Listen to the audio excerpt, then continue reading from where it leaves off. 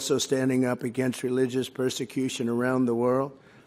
With us today are the parents of Eden Alexander, the last living American held hostage by Hamas.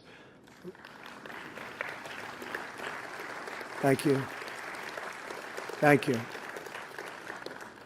And we don't know how he's doing, really, do we? We don't know. We think we know, and hopefully positive. 2 months ago, we were pretty sure, and looked like he was getting out, but they've toughened up a little bit, and it's a terrible thing. I know what you're going through. A New Jersey boy, Eden, moved to Israel in 2022 and was taken hostage on the vicious October 7th attack on Jewish people.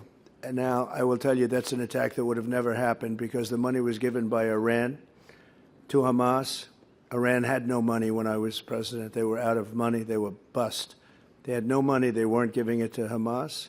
They weren't giving it to Hezbollah. They weren't giving it to anybody because they didn't have any money. They were just about bust. And in fact, I put sanctions on last night.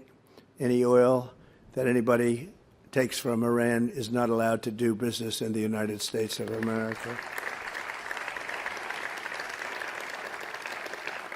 which is what I did the last time. That drove them into a very bad state, and they were ready to make a deal, except for the election.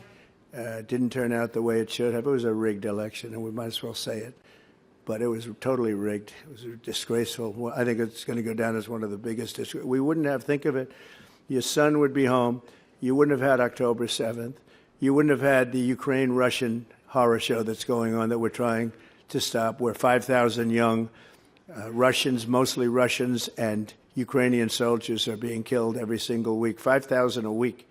So think of those parents, you know, they're from Russia, they're from Ukraine for the most part, and other people, but for the most part. And that would have never happened. It was never going to happen. No chance of it happening. Putin and I talked all the time. He knew it wasn't going to happen. I told him it wasn't going to happen. And through gross incompetence, it did take place, and it's a horrible thing. And you wouldn't have had inflation.